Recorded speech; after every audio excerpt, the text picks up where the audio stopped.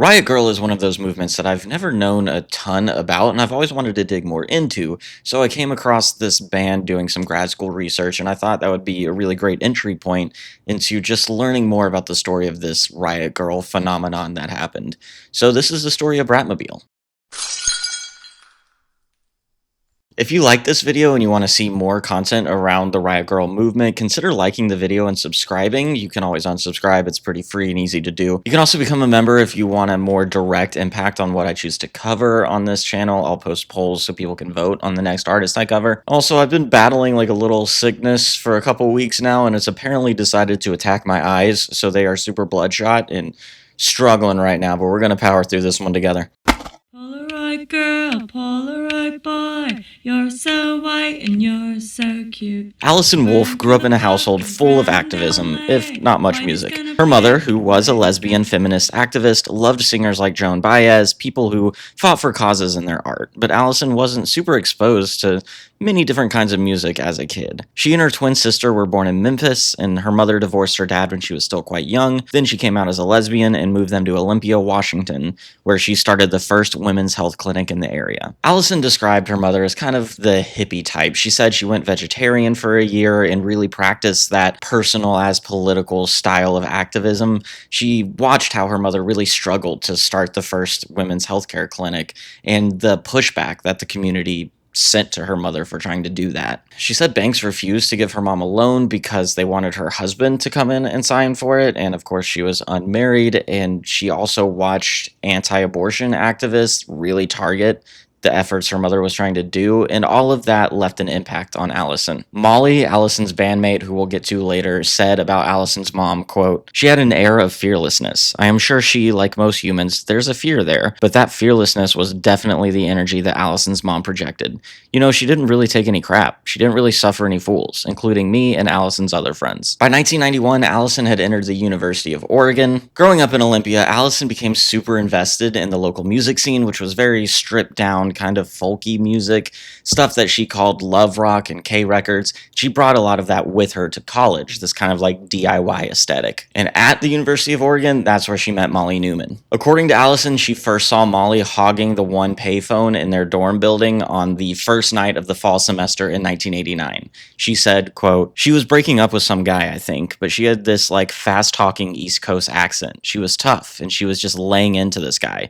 And I was just like, oh, who's that? And so we kind of became fast friends. We were in the dorm, so we shared a wall between our beds," end quote. And they said that since they shared a wall between their beds, they would just like knock on the wall whenever they wanted to talk to each other, or just to kind of like say, yeah, I'm still here, which is, you know, very sweet and endearing. And then Molly said that she noticed Allison on that first day because everyone else was following the typical style of the day, you know, the kind of like grungy, laid back look, while Allison was wearing super bright thrift store clothes with these big glasses with these massive frames. And that kind of rebellious style, in a way, was super interesting to Molly, so she was drawn to Allison as well. As the girls got to know each other, their plans to work on something together came about pretty quickly and pretty naturally. Allison said, "We were fairly young girls who were getting politicized, who wanted to have a voice and participate." Molly Newman also came from a revolution-minded family, but in kind of a more traditional way. She grew up in Washington, D.C., where both of her parents worked in politics. Her dad worked for a few congressmen before working for the Democratic National Convention, and she said that growing up, she was always very aware of the fight to end Roe v. Wade, and that informed a lot of her activism. Growing up, she was really interested in activism mostly through a racial lens, but then an art teacher suggested she examine how being a woman impacted and affected her life, and that's when she became very interested in feminist theory. In high school, she was volunteering with the Children's Defense Fund, an organization that sought to fight poverty and support children's rights, and then another organization that sought to minimize teen pregnancy. She also got super interested in the Black Panther Party and went to Huey Newton's funeral, since she happened to be in Oakland when he died. In college, both Molly and Allison were taking a lot of courses on feminist theory, racial theory, political theory, really all of the stuff that young college activists are going to be interested in. And it wasn't long before they wanted to start talking about those things more publicly and with different people, more in their own age and interest group. At first, they wanted to start an all-women radio station on their college radio, but they kind of quickly found out that their college didn't have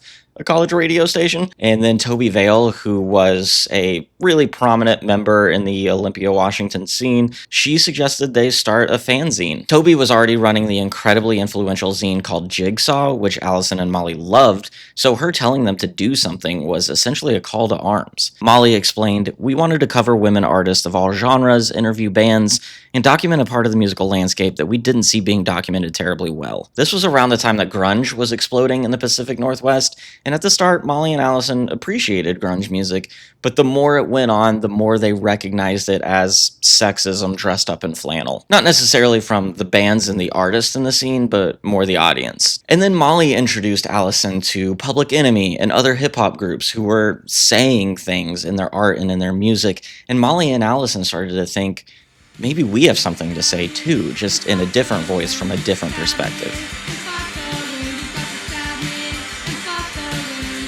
So since they were looking at grunge music, which was the major driving force of the art scene that they were in at that time, and seeing it as very male-dominated, they decided with their first issue of their fanzine that they called Girl Germs, they were going to talk about all women punk and grunge groups. So they interviewed a group called Calamity Jane, who was an all-female grunge group. Their fanzine would report on things happening in the scene, do interviews, even talk about hip-hop artists, and a lot of the major Riot Grrrl artists would contribute to it throughout the years. I actually was just in Washington, D.C. a few days ago, and at the American History Museum, they have a copy of Girl Germs issue number 3 on display, which is kind of funny. Just thinking, I wonder what, if Allison and Molly even know that, and if they did, what they would think about it, but it's kind of cool to see. Allison said that Girl Germs started out of their effort to form a new scene for themselves. They had been going to Olympia pretty frequently and seeing the scene that was developing over there, but it wasn't enough for them. They were bored and looking for entertainment, so she said they thought, let's just make something for ourselves because that sounded fun. Which is why Allison says she kind of looks back at the Riot Grrrl movement now and kind of laughs at how academic it's all become. It's become this kind of studying point for culture, and it just started with college kids wanting to have fun, so she thinks it's a little funny now, but also at the start they knew they wanted to say something, so I can see it both ways. Kind of from the start of Girl Germs, and even a little bit before, Allison and Molly were jokingly calling themselves Bratmobiles, saying they had a band even though they didn't play music and didn't have any songs. As Allison said, quote, "I think the band was a band in theory first. We named the band first, but it wasn't happening. And Molly added, "It was as simple as someone going, you should do a fanzine or you should start a band. At that point, it was okay, that's what we should do. And that's what we did," end quote. Which I think is really cool. And there's a lesson in that of just do stuff. Who cares if you don't know how to do it or if you think you'll be bad at it? Just do it. See what happens. So while they're calling themselves this band, someone decided to call their bluff, and that someone was Calvin Johnson. Calvin was born in Olympia, and he formed the super influential band Beat Happening in 1982, then started the indie label K Records, and was involved in other DIY art stuff in the area. He was kind of a big deal in the scene. He was involved in a lot of things, and a lot of things ran through him. Beat Happening was probably the most influential band at that point in the DIY scene.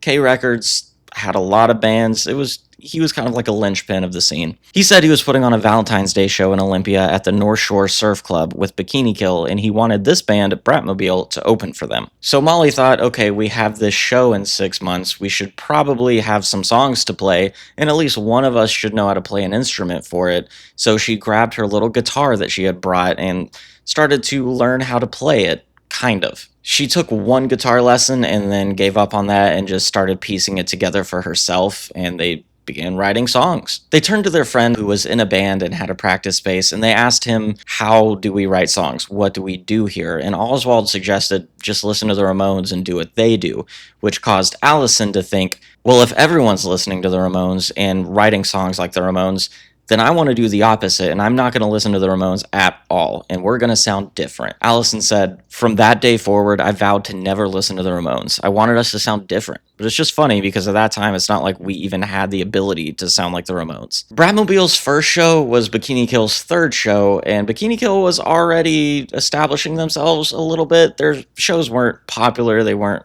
attracting large audiences, but people knew who they were because of the kind of stuff that Kathleen Hanna was doing on stage. It's also a little bit disputed if it was their third show. According to Allison, it was their third show, but Molly thought it was their second. Molly said, but it was definitely like a week after their first show or something. Either way, Bikini Kill was already becoming kind of like a force in this DIY art community. For that show, Molly played drums on half of the songs and played guitar for the other half of the songs, and Allison was the singer. The show apparently went well enough for people to be interested in Bratmobile right away, even though the girls thought that their songs barely even counted as songs. After the show, Pat Maley from Go-Go Records invited them to record that same weekend, though it said that he just wanted to record every Olympia band before they inevitably broke up. It was almost a good thing that they were so unpolished, though, because it made them sound more authentic. Allison said, quote, "We were really fortunate to be surrounded by people like Bikini Kill and the K Records group and all of these people who really believed in that super DIY self-expression of anyone can write a song and do this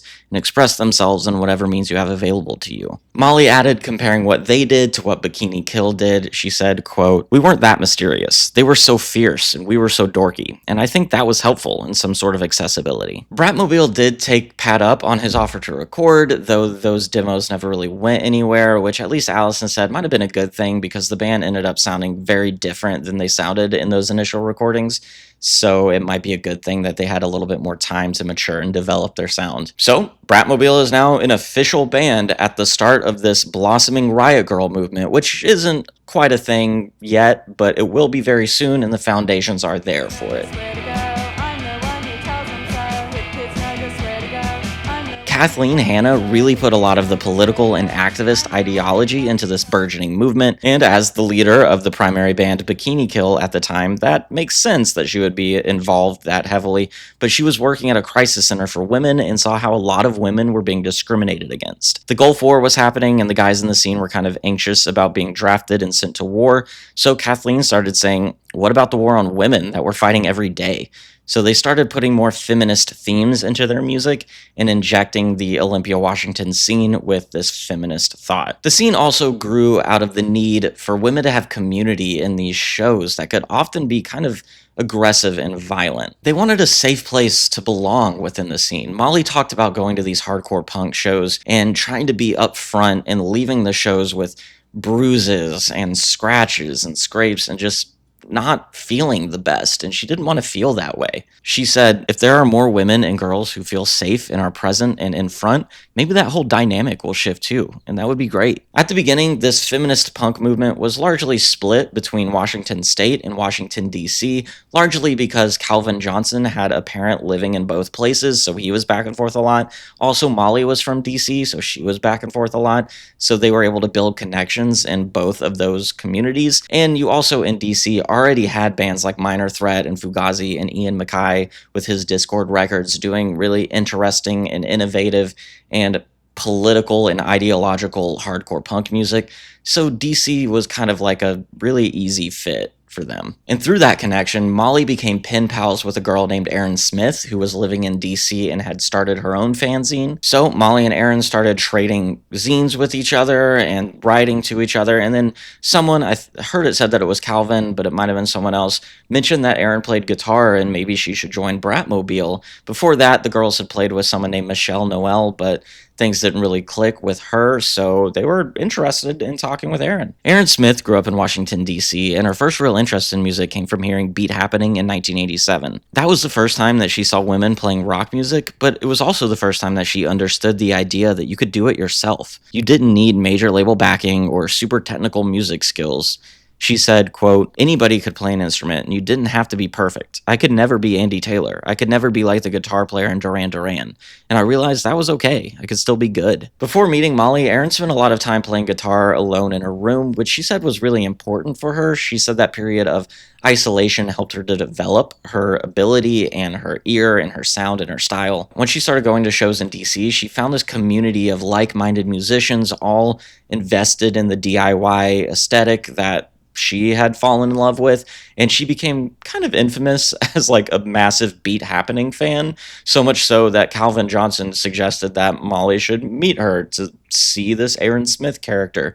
At least that's the story. Don't know how true that is. So when Molly went back home to DC on spring break, they met up and traded zines and started this friendship and relationship. Erin was making a fanzine with her brother called Teenage Gang Debs that Molly ended up really liking. So in the spring of 1991, Allison went with Molly to DC for spring break, and that's when the three of them first jammed together. At the start, Allison and Molly had a different idea for Bratmobile. They saw it as a conglomeration of musicians.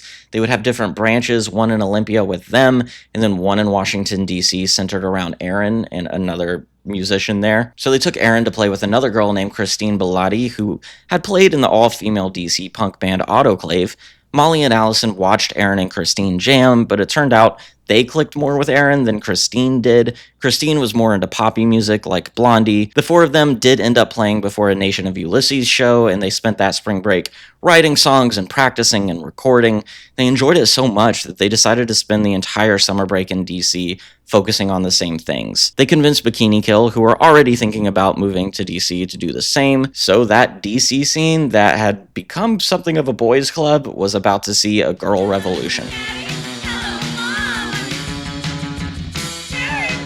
In the spring and early summer of 1991, a girl named Jen Smith saw DC rioting over racial issues, and she started thinking that maybe it was time for a girl riot. She shared that idea with Molly and Allison, and it spread. Allison and Molly started a fanzine called Riot Grrrl, which, according to Allison, was kind of just a flyer telling people to come to this meeting to talk about these issues. But this Riot Grrrl summer hit a bit of a snag when Erin got an internship in New York with a magazine called Sassy, so she left through June to work on that. So Molly and Allison were living in DC with Kathleen Hanna and the Bikini Kill people and starting this Riot Grrrl magazine and getting the opening of this movement started. Once they got back in town, they played a show that was pretty sloppy, thanks to Molly's belief that audiences should get to watch the bands learn how to play instead of thinking they just sprang up from nowhere able to play well, which annoyed Christine, who was more technically advanced thanks to her time in Autoclave, so she left the band. There was never a discussion about it, it was just obvious that she was out and Bratmobile was now a trio. On July 24th, 1991, Kathleen Hanna called a meeting and advertised it in the third edition of Riot Grrrl.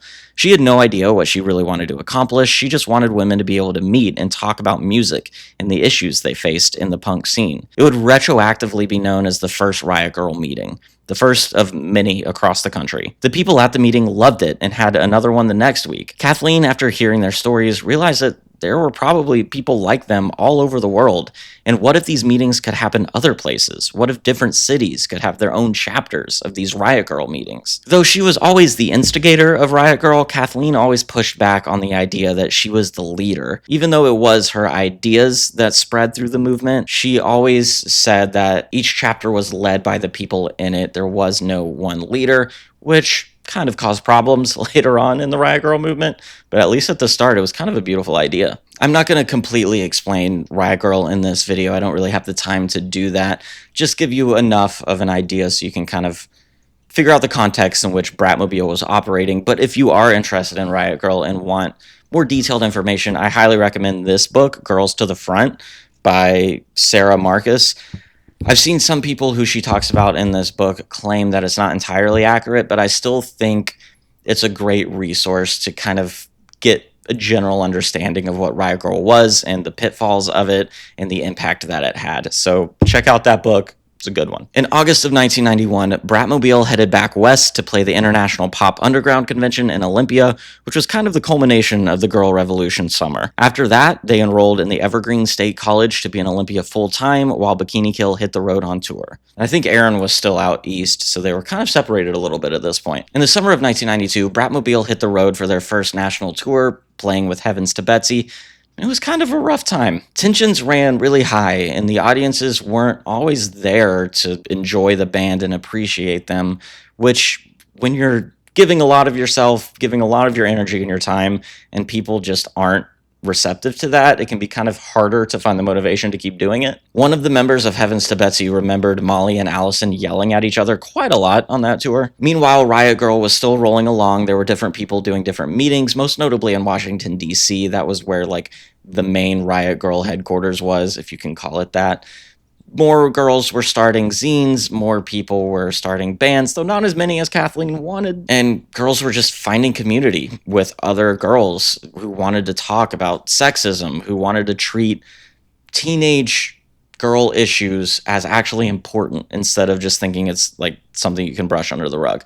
And that's where Riot Grrrl really thrived, was people being able to share their stories and their experiences and find support for that. And then they decided to have a Riot Grrrl convention, and while that was happening in Washington, D.C., Bratmobile weren't able to be that big of a part of it because they were busy recording their first album. Released in June of 1993, Potty Mouth became a staple statement of the Riot Grrrl scene. It featured songs that they'd been playing the entire time they were a band, and songs written by each member. Erin said that Kiss and Ride off that album was the first song that she ever wrote. She said, quote, "I wrote that and Love Thing in high school, so I brought those fully formed to my first practice with Molly and Allison." That album was produced by Tim Green from Nation of Ulysses, who took a bottle of hair dye and a slice of pizza as payment. The name of the album has always been seen as a nod to how much Allison swears on stage, but Allison said it was never a term that she used. She said, quote, "I didn't even name our album Potty Mouth. I had never used that word before. I think probably Aaron Smith, the guitarist, named it. She probably was a little freaked out by how much I swear. That's happened in a few bands I've been in." Bratmobile's popularity kind of rose and fell with Riot Grrrl. As Riot Grrrl grew and expanded and got more media attention, for better and worse, so did Bratmobile, and so did Bikini Kill, but they had transcended a little bit. Bratmobile was seen very much as a Riot Grrrl band. So the time that Potty Mouth came out was kind of their peak, but infighting and disorganization and media scrutiny started to slowly kill Riot Grrrl, and Bratmobile wasn't far behind.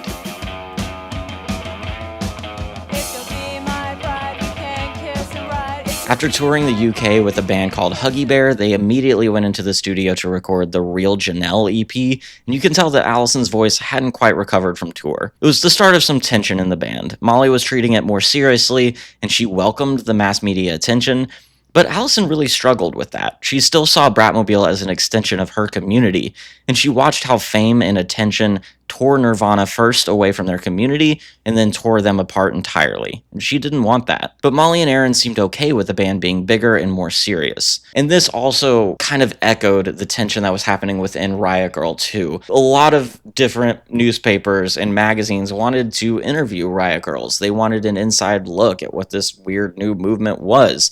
And a lot of those interviews hadn't gone well for the chapters. They were misrepresented. They were mischaracterized as just silly girls with anger problems. Issues weren't treated seriously. So the different chapters started to think maybe we should have a media blackout. Maybe we shouldn't participate that at all. But Riot Grrrl didn't have a leadership structure. They didn't have anyone calling that official shot. So it was just kind of left for the chapters in DC and Olympia, which were the biggest ones, to kind of suggest it and hope the others followed suit. So Allison and Molly kind of echoed that, where Allison was like, we're a part of Riot Grrrl. Riot Grrrl's doing a media blackout. We should also be adhering to that, where Molly was thinking, if we want to be a bigger band, we need this media attention. So there was kind of some tension getting in the way of their relationship at that point. So by the summer of 1994, Bratmobile had started to drift apart. As they left school, they weren't even living in the same states. Molly went to San Francisco, where she worked on short films. Allison graduated from college and moved to DC. Erin was finishing her last year at the University of Maryland, and that's when Thread Waxing Space, which was a venue in New York City, wanted them to headline a show that was kind of like this art exhibit show. I mean, like Kim Gordon was exhibiting stuff there. Bratmobile thought that sounded fun, so they headed to Manhattan to play the show, but by living apart, they hadn't had time to rehearse or even really be together leading up to this show. Molly said, quote, "I took the red eye and had to practice and play on no sleep. Truly, it was so dumb." At that show, one of the founders of Riot Grrrl Press, who had set up a booth in the back to sell fanzines, got into a fight with a creepy guy at the show, but then the girl was asked to leave instead of the guy, which didn't go over well. As she said, like, who had ever heard of a girl being kicked out of a Bratmobile show? That didn't make sense. So she went up to the stage and demanded that Allison fix things and get the guy kicked out instead. So Bratmobile were trying to play songs, but in between songs, Allison would give the microphone to that girl, Cindy, who continued to expound upon her feelings about the situation and just kind of rant to the audience in between the songs. Even Joan Jett, who had become a pretty big part of the Riot Grrrl movement through her connection with Kathleen Hanna and Bikini Kill, started to get pretty fed up with Cindy. Allison said about that show, a lot of bands were expected to be not just entertainment, but to basically be security as well, and to always be omnipresent. You're responsible for everything at the show, or at least some people think so. I was trying to kind of keep the peace in the crowd, but after a while, it kind of seemed like these people were actually creating the problem. I don't know. Anyways, I took the bait. I fell. So Allison stood there watching this audience that she could never seem to please no matter how hard she tried, hearing her bandmates' frustration behind her, not knowing what to do, and she just started crying, which led to Molly throwing down her drumsticks and quitting the band on the stage. And then that led to Erin saying in the mic that she didn't want to work with Allison ever again. So Bratmobile broke up on stage. Molly said, quote, I don't think we had a lot of empathy for each other. And so the fact that there was a trigger of, this is like super hostile, F this, I'm out, I think it's really more evidence of immaturity and being in not a healthy emotional place. With the encouragement and literal back rubs of Joan Jett, Bratmobile did finish that show, but they broke up later that night. There is video of that show, which Erin says she still refuses to watch because it's such a painful memory. She added, quote, the one upside is Joan Jett was behind my amp as it all went down and was giving me a back rub on stage as the band broke up. If you're going to go out, you might as well go out with Joan Jett giving you a back rub on stage. I know there's another reunion of Bratmobile that happened not long after and kind of resulted in even more music than the initial run, but I wanted to focus on the initial run. In 1999, the group got back together, toured quite a bit, and released 2 more albums, but then broke up again in 2003 as they kind of just drifted apart. They've since reformed to play a couple of shows, so we'll see if a full-blown reunion is in the works. Maybe, maybe not. They're all kind of doing their own thing. Allison has been in other bands. Molly's been doing a lot of marketing work, so we'll see. Maybe Bratmobile's in the past. Maybe that's something that they're going to work back up. But, I'm here for it. So that's a very abridged version of Bratmobile, a little bit of an inside look at Riot Grrrl. Let me know if you, like me, want to learn more about Riot Grrrl and want more videos on it. Leave a comment below of anything I missed out on, anything you would like to hear more about. Like the video if you ended up liking it, and subscribe so you don't miss more stories from music history.